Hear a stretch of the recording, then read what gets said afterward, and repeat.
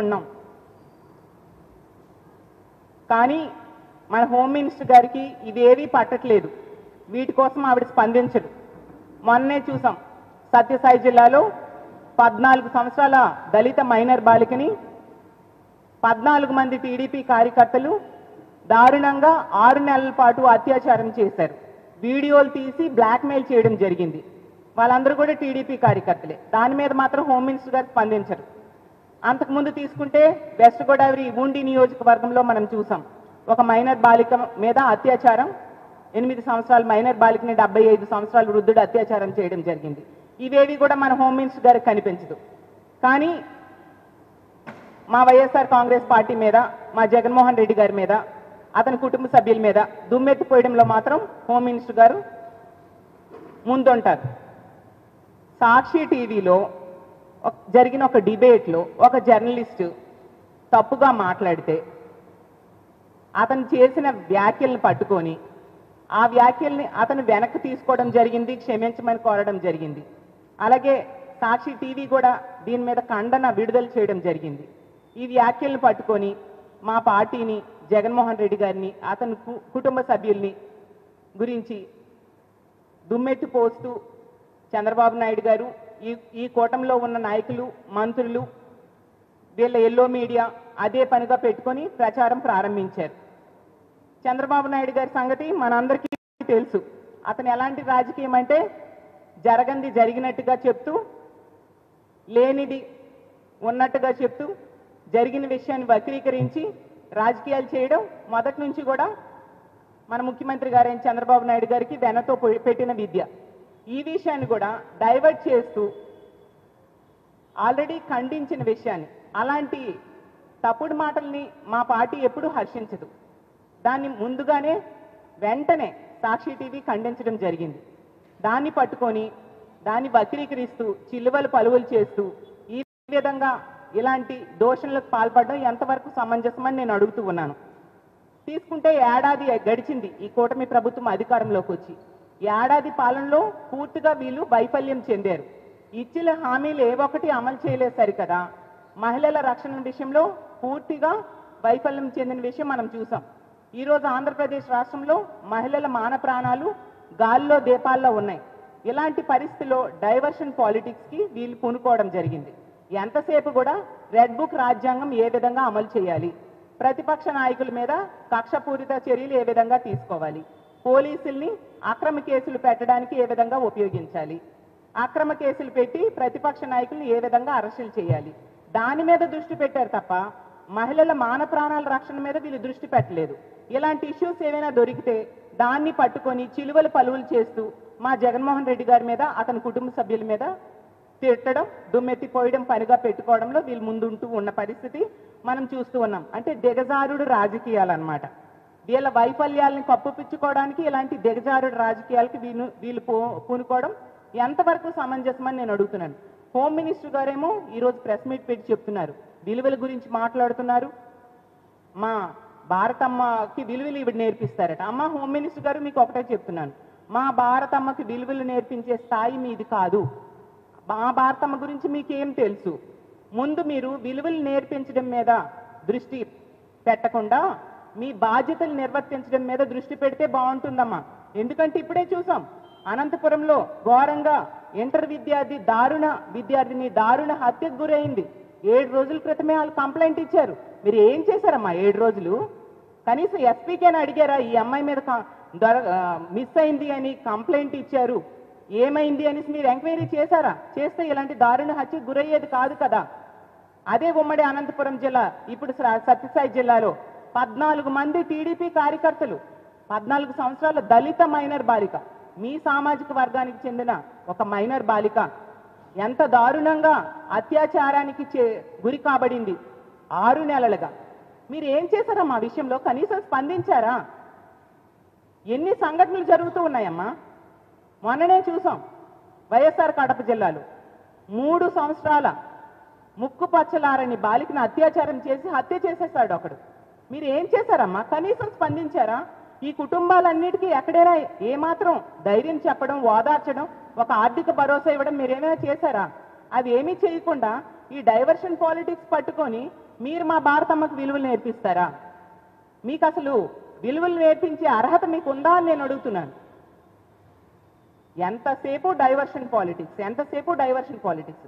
ఈ ఇష్యూలో తీసుకుంటే మాట్లాడిన జర్నలిస్ట్ అనే వ్యక్తి అతను వ్యాఖ్యలు వెనక్కి తీసుకోవడం జరిగింది, అలాగే క్షమించమని అడగడం జరిగింది, అలాగే సాక్షి టీవీ కూడా దీని మీద ఖండన రిలీజ్ చేయడం జరిగింది. అయినా కూడా దీన్ని ఎందుకు పెద్ద చేస్తున్నారు? మీ బాధ్యతలు సక్రమంగా నిర్వర్తించడం మీద దృష్టి పెట్టండి. అసలు విలువల గురించి మాట్లాడుతున్నారు. ఎన్నికల టైంలో, ఎన్నికల ముందు, ఎన్నికల తర్వాత మీరు మాట్లాడిన మాటలు, మీరు మహిళల్ని కించపరుస్తూ మాట్లాడిన మాటలు అందరూ విన్నాం. మరి దానికి మీరు క్షమాపణ చెప్పాలి కదా. ముందు ఆ వ్యాఖ్యలకి క్షమాపణ చెప్పి అప్పుడు మాట్లాడండి. మీరు మా విజయమ్మ గారి మీద, అలాగే మా భారతమ్మ గారి మీద మీరు ఎంత ఘోరంగా మాట్లాడారనేది ఈ రాష్ట్ర ప్రజలందరూ కూడా విన్నారు. ఆ మాటలకి క్షమాపణ చెప్పి ముందు అప్పుడు మీరు మాట్లాడండి. అలాగే తీసుకుంటే అడుగడుగునా కూడా ఈరోజు తీసుకుంటే రాష్ట్రంలో భద్రత గాలికి వదిలేశారు. ఒక చేతకాని హోమ్ మినిస్టర్గా మీరున్నారు. ఈరోజు మద్యం ఏరులై పారుతూ ఉండే పరిస్థితి. బెల్ షాప్స్ విచ్చలవిడిగా కనిపిస్తూ ఉన్నాయి. 60-70 వేల బెల్ షాప్స్ ఈ రాష్ట్రంలో కూటమి ప్రభుత్వం అధికారంలోకి వచ్చాక ఏర్పడిన పరిస్థితి మనందరం చూసాం. మరి ఆ బెల్ షాప్స్ని కంట్రోల్ చేయండి. మీరు ఏం చెప్పారమ్మా హోమ్ మినిస్టర్ అయిన వెంటనే? మా కూటమి ప్రభుత్వం అధికారంలోకి వచ్చింది, మహిళలందరూ ప్రశాంతంగా నిద్రపోండి అన్నారు. ఎక్కడ నిద్రపోతున్నారమ్మా? ముక్కు పచ్చలారని 6 నెలల చిన్నారుల నుంచి 60 ఏళ్ళ వృద్ధులకు కూడా అత్యాచారాలు గురవుతూ ఉండే పరిస్థితి. మహిళలు ఇంట్లో ఉన్న రక్షణ లేదు, బయటికి వెళ్ళినా రక్షణ లేదు, స్కూల్కి వెళ్ళినా రక్షణ లేదు, కాలేజ్కి వెళ్ళినా రక్షణ లేదు, పని ప్రదేశాల్లో కూడా వాళ్ళకి రక్షణ లేని పరిస్థితి. అంటే రక్షణ కల్పించలేని చేతకాని ప్రభుత్వం ఇప్పుడు నడుస్తూ ఉంది. దాని మీద దృష్టి పెట్టండి, ఇలాంటి డైవర్షన్ పాలిటిక్స్ మీద కాదు. మీరు ఇచ్చిన హామీలు ఎక్కడ నెరవేరుస్తూ ఉన్నారు? ఎన్ని హామీలు ఇచ్చారు? 143 హామీలు ఇచ్చారు. ఏ ఒక్క హామీ అయినా నెరవేర్చారా? దాని మీద అసలు దృష్టి పెట్టారా? ముఖ్యమంత్రి గారు కానీ, మంత్రులు కానీ, డిప్యూటీ సీఎం గారు కానీ, హోమ్ మినిస్టర్ గారు కానీ దృష్టి పెట్టారా? గంజాయి 100 రోజుల్లో రూపుమాపుతామని హోమ్ మినిస్టర్ గారు, అలాగే విద్యాశాఖ మంత్రి అయిన లోకేష్ గారు చెప్పారు. ఎక్కడ రూపుమాపారు గంజాయి? వెచ్చలు విడిగా దొరుకుతుంది. హోమ్ మినిస్టర్ గారు సొంత జిల్లా అయిన ఉమ్మడి విశాఖపట్నం జిల్లాలోనే గంజాయి ప్రొడక్షన్ జరుగుతూ ఉండే పరిస్థితి మనం చూస్తూ ఉన్నాం. హోమ్ మినిస్టర్ గారి సొంత నియోజకవర్గం ద్వారా ఆ నియోజకవర్గం మీదుగా గంజాయి రవాణా జరుగుతూ ఉండే పరిస్థితి మనం వింటూ ఉన్నాం. ఎంత దారుణమైన పరిస్థితులు నెలకొని ఉన్నాయి. డ్రగ్స్ ఈరోజు డోర్ డెలివరీ జరుగుతూ ఉండే పరిస్థితి రాష్ట్రంలో ఉంది. అంత దారుణంగా మద్యం, గంజాయి, డ్రగ్స్ విచ్చలవిడిగా దొరుకుతూ ఉంటే మీరు ఎందుకు స్పందించట్లేదు? వాటన్నిటి మీద వదిలేసి ఇలా ప్రెస్ మీట్స్ పెట్టడం, స్టేట్మెంట్స్ ఇవ్వడం, ప్రతిపక్ష నాయకుడైన జగన్మోహన్ రెడ్డి గారిని, అతని కుటుంబ సభ్యుల్ని దుమ్మెత్తిపోయడం, ఇదేనా మీకు ఇచ్చిన బాధ్యత? మీరు చేయాల్సిన విధులు ఇవా? హోమ్ మినిస్టర్ గారు కేసులు పెడతారా? మీకు అలవాటే కదా ప్రతిపక్ష నాయకుల మీద అక్రమ కేసులు పెట్టి అరెస్టులు చేయడం మీకు అలవాటే కదా. అంతకంటే మీరు ఏం చేయగలరు? మీ విధులు ఎక్కడ సక్రమంగా నిర్వర్తిస్తూ ఉన్నారు? అసలు మహిళలను గౌరవించడంలో, మహిళల సాధికారతకు పెద్దపీట వేయడంలో మా జగన్మోహన్ రెడ్డి గారు ఎప్పుడూ ముందుంటారు. వాళ్ళకి ఆర్థికంగా, సామాజికంగా, రాజకీయంగా ఉన్నత స్థానంలో కూర్చోబెట్టడానికి తను ముఖ్యమంత్రిగా పనిచేసిన 5 ఏళ్ళు కూడా ఎంతగానో కృషి చేశారు. అతను ప్రవేశపెట్టిన 11 పథకాలు మహిళల కోసమే ప్రవేశపెట్టడమే కాకుండా, మహిళలకి ఉన్నత స్థానంలో కూర్చోబెట్టడమే కాకుండా, అతను 32 లక్షల ఇళ్ల పట్టాలు మహిళల పేరు ఇచ్చారు. 22 లక్షల ఇల్లు కట్టివ్వడం జరిగింది. అంత చక్కగా మహిళా సాధికారత కోసం కృషి చేశారు. మహిళలు రాజకీయంగా ఉన్నత స్థానాల్లో కూర్చోబెట్టడమే కాకుండా, ఇచ్చిన నామినేటెడ్ పదవుల్లో, నామినేటెడ్ వర్క్స్లో 50% మహిళలకే అవకాశాలు ఆ రోజు జగన్మోహన్ రెడ్డి గారు ఇవ్వడం జరిగింది. అమ్మఒడి అనే పథకం, డ్రాప్ అవుట్స్ని తగ్గించడం కోసం అమ్మఒడి పథకాన్ని ప్రవేశపెట్టి స్కూల్కి వెళ్ళే పిల్లల తల్లి అకౌంట్స్లో వేస్తూ తల్లిలకి అంత గౌరవం ఇచ్చారు. జగనన్న విద్యా దీవెన, వసతి దీవెన, అలాగే తీసుకుంటే ఏ వర్క్ ఇచ్చినా కూడా అది మహిళల పేరుతో ఇస్తూ అంత చక్కగా మహిళలకు పెద్దపీట వేస్తూ అతను పరిపాలన చేయడమే కాకుండా మహిళా రక్షణకు పెద్దపీట వేస్తూ దిశ వ్యవస్థను తీసుకొచ్చారు. దిశ యాప్ అనేది మనందరము చూసాము. జగనన్న పరిపాలించిన 5 ఏళ్ళు కూడా దిశ యాప్ను ఉపయోగించుకొని 1,30,00,000 మంది ఆ యాప్ని డౌన్లోడ్ చేసుకున్నారు. ఎంతో మంది మహిళలు దిశ యాప్ను ఉపయోగించుకొని రక్షణ పొందడం జరిగింది. SOS బటన్ నొక్కిన 10 నిమిషాల్లో పోలీసులు వచ్చి రక్షించిన పరిస్థితులు మనం చూసాం. ఈరోజు ఏది ఆ మహిళల రక్షణ? ఈరోజు మహిళల రక్షణ మీరు గాలికి వదిలేసి ఏదో డిబేట్లో జరిగిన అంశాన్ని వాళ్ళు క్షమాపణ అడిగాక కూడా ఇలా డైవర్ట్ చేస్తూ, ఇలా వక్రీకరిస్తూ, ఇలాంటి దోషణలు చేయడం ఎంతవరకు సమంజసమని నేను అడుగుతూ ఉన్నాను. ఈరోజు తీసుకుంటే చంద్రబాబు నాయుడు గారు మహిళలకి ఎన్ని హామీలు ఇచ్చారు? అసలు ఇచ్చిన హామీలన్నీ మహిళలకి ఇచ్చారు కదా, మరి ఏ ఒక్కటైనా నెరవేర్చారా? ఏది తల్లికి వందనం? 12 నెలలు గడిచింది కదా. హోమ్ మినిస్టర్ గారు మీరు అడగరా మీ ముఖ్యమంత్రి గారికి తల్లికి వందనం ఎప్పుడు వేస్తారు? పిల్లలు ఇప్పుడు ఇంట్లో ఉన్న పిల్లలందరికీ ఇచ్చేస్తామన్నారు కదా, ఎప్పుడు వేస్తారు చంద్రబాబు నాయుడు గారు అని మీరు అడగరా? అలాగే తీసుకుంటే మహాశక్తి అని ఒక పెద్ద పథకాన్ని ప్రవేశపెట్టారు. నెలకి 1,500 చొప్పున, సంవత్సరానికి 18,000 రూపాయలు, 19 సంవత్సరాల నుంచి 59 సంవత్సరాల మహిళలకు ఇస్తానని చెప్పేసి ఏదా మహాశక్తి పథకం? మరి సంవత్సరం గడిచిపోయిందే. ఉచిత బస్సు 2.5 కోట్ల మంది మహిళలకి నెట్ట నిలువుగా మోసం చేశారు చంద్రబాబు నాయుడు గారు, కూటమి ప్రభుత్వం. ఉచిత బస్సు ఏ రాష్ట్రాలను చూసి కాపీ కొట్టారు? పక్కనున్న తెలంగాణ, కర్ణాటక రాష్ట్రాలను చూసి కాపీ కొట్టారు. ఆ రాష్ట్రాల్లో వాళ్ళ అధికారంలోకి వచ్చిన నెల రోజుల్లో దాన్ని అమలు చేశారు. ఏది మన రాష్ట్రంలో ఉచిత బస్సు? 12 నెలలు గడిచిపోయింది కదా, ఉచిత బస్సు ఎక్కడుంది? అలాగే గ్యాస్ సిలిండర్స్, 3 గ్యాస్ సిలిండర్స్ ఇస్తానని మొదటి ఏడాది 1 సిలిండర్ ఇవ్వడం జరిగింది. అంటే 1/3, అర గ్యాసు, పావు గ్యాసు అలాగా. అలాగే 20 లక్షల ఉద్యోగాలు ఇస్తానన్నారు. అంటే సంవత్సరానికి 4 లక్షల ఉద్యోగాలు ఇవ్వాలి. 4 లక్షలు కాదు కదా, 4 ఉద్యోగాలు కూడా ఇవ్వలేదు. జగనన్న ఇచ్చిన ఉద్యోగాలు మళ్ళీ పీకేసిన పరిస్థితి. ఎంత దారుణంగా వాలంటీర్ వ్యవస్థని 5,000 నుంచి 10,000 చేస్తానని చెప్పి నమ్మబలికి ఓట్లు వేయించుకొని ఈరోజు వాలంటీర్ వ్యవస్థే లేకుండా చేసేశారు. ఆ ఉద్యోగాలను తీసేయడం జరిగింది. అలాగే రేషన్ వెహికల్స్లో పనిచేసే వ్యక్తులు ఉద్యోగాలు లేకుండా చేశారు.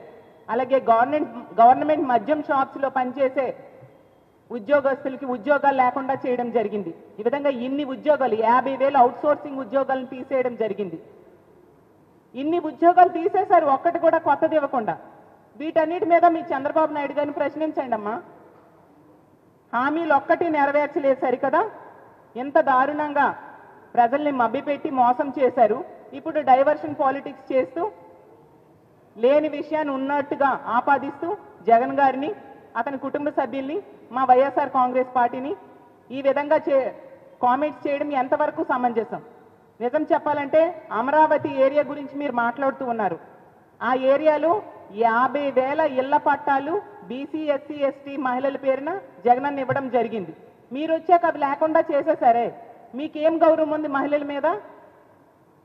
5,000 రూపాయలు శాంక్షన్ ఇవ్వడం జరిగింది జగనన్న. జగనన్న ఆ ప్రాంత ప్రజలకి అంతగా ఇంపార్టెన్స్ ఇచ్చారు. మహిళలంటే అత్యంత గౌరవించే వ్యక్తి మా జగన్మోహన్ రెడ్డి గారు. మహిళల మీద గౌరవం అంటే ట్విట్టర్లో పోస్టులు పెట్టేసి స్టేట్మెంట్స్ ఇచ్చేస్తే కాదు, అది చేతల్లో చూపించాలి. మరి మీ చంద్రబాబు నాయుడు గారైనా, మీ కూటమి ప్రభుత్వమైనా చేతల్లో మహిళలకి ఏమి చేస్తూ ఉంది?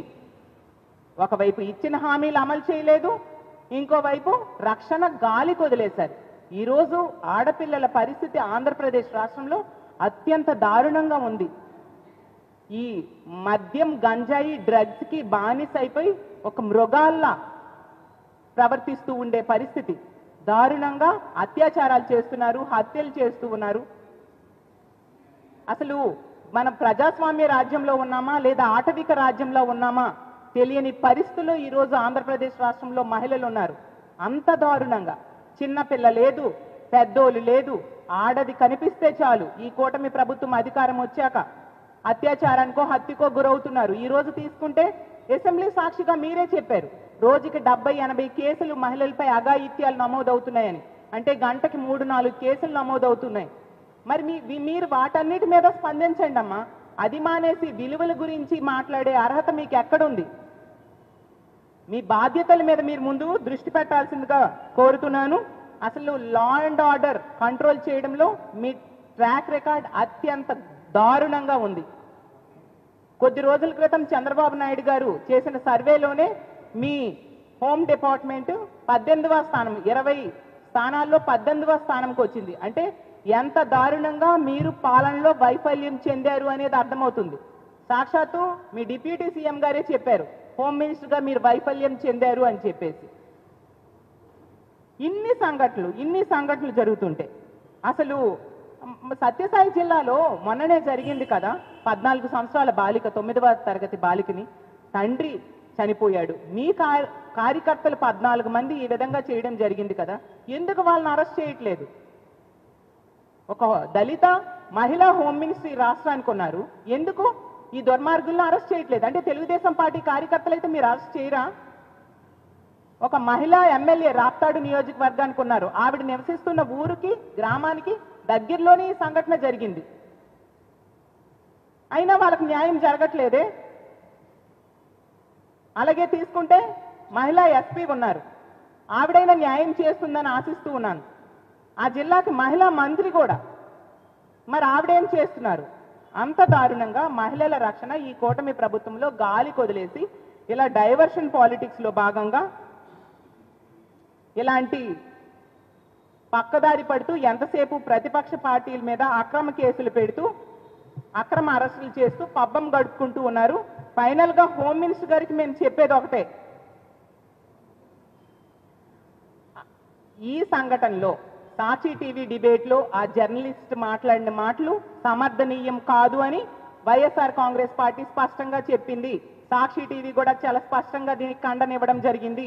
ఆ జర్నలిస్ట్ కూడా వ్యాఖ్యలు వెనక్కి తీసుకొని క్షమాపణలు కోరడం జరిగింది. ఇంత జరిగాక కూడా ఈ విషయాన్ని పక్కదోవ పట్టిస్తూ దీన్ని పెద్ద సీన్ చేస్తూ డైవర్షన్ పాలిటిక్స్ ఆపేసి హోమ్ మినిస్టర్ గారు ముందు ఇన్ని సంఘటనలు జరుగుతున్నాయి, మహిళల మీద ఇన్ని అఘాయిత్యాలు జరుగుతున్నాయి, ఆ మహిళలకి రక్షణ కల్పించడం మీద దృష్టి పెట్టండి. జరిగిన సంఘటనల్లో ఆ దుర్మార్గులకి కఠినమైన శిక్షలు పడాలి, ముందు అరెస్టులు చేయండి అమ్మా, ముందు అరెస్టులు చేసి వాళ్ళకి కఠినమైన శిక్షలు పడేట్టుగా చేయాల్సిన అవసరం ఉంది. ఇన్ని సంఘటనలు మనం చూసినాం, అసలు మహిళల మీద అఘాయిత్యాలు జరగని రోజు లేదు. ఏ సంఘటనలో అయినా మీరు వాళ్ళకి ఆర్థిక సహాయం చేశారా అని నేను అడుగుతూ ఉన్నాను. ముందు ఆ కుటుంబాలకు ఆర్థిక సహాయం చేయండి. మీరు ఇలాంటి ప్రెస్ మీట్లు పెట్టడం మానేసి అసలు అనంతపురం వెళ్ళి అది ఇంటర్ విద్యార్థి హత్య కావించబడింది కదా, దారుణమైన హత్య కావించబడింది. ఆ కుటుంబం దగ్గరికి వెళ్ళి ముందు పరామర్శ చేయండి, అసలు ఏం జరిగిందో తెలుసుకోండి, చేసిన వాళ్ళకి అరెస్ట్ చేయండి. ఎందుకు మీరుంటున్న విశాఖపట్నంలో నా భీమిలిలో కూడా మైనర్ బాలిక మీద అత్యాచారం జరిగింది కదా, ఆ కుటుంబం దగ్గరికి వెళ్ళి వాళ్ళకి భరోసా ఇవ్వండి, ధైర్యం చెప్పండి. మహిళల మాన ప్రాణాలు కాపాడడం మీద దృష్టి పెట్టాల్సిందిగా హోమ్ మినిస్టర్ గారిని కోరుతున్నాను. ఇక ముందైనా ఇలాంటి తప్పుడు వ్యాఖ్యలు చేయడం మీద దృష్టి పెట్టకుండా మహిళల రక్షణ మీద దృష్టి పెట్టాల్సిందిగా హోమ్ మినిస్టర్ గారిని కోరుతున్నాం. ఇదే కనుక కొనసాగితే మాత్రం, ఇలా మహిళలకి రక్షణ లేని పరిస్థితి కొనసాగితే, ఇప్పటికే ప్రజల్లో తీవ్రమైన వ్యతిరేకత ఈ కూటమి ప్రభుత్వం మీద ఏర్పడింది. ఎందుకంటే జగన్మోహన్ రెడ్డి గారు రామరాజ్యం లాంటి పాలన ఇస్తే వీళ్ళు రాక్షస రాజ్యం లాంటి పాలన అందిస్తూ ఉండే పరిస్థితి. ఈరోజు కూటమికి ఓట్లేసిన ప్రజలందరూ కూడా బాధపడుతూ ఉన్నారు.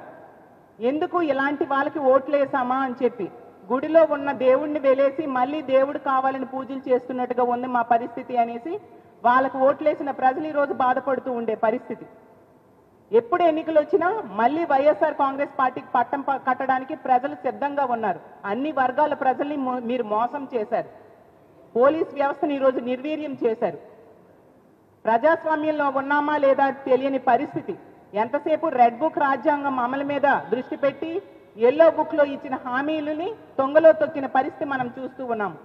కాబట్టి ఎప్పటికైనా ముఖ్యమంత్రి గారైనా హోంమంత్రి గారైనా ఈ కూటమి ప్రభుత్వంలో ఉన్న పెద్దలు ముందు మీరు ఇచ్చిన హామీలు అమలు మీద దృష్టి పెట్టండి, డైవర్షన్ పాలిటిక్స్ మానుకోండి, ఈ రాష్ట్రంలో ఉన్న మహిళలకి రక్షణ కల్పించడం మీద దృష్టి పెట్టాల్సిందిగా కోరుకుంటూ సెలవు తీసుకుంటున్నాను.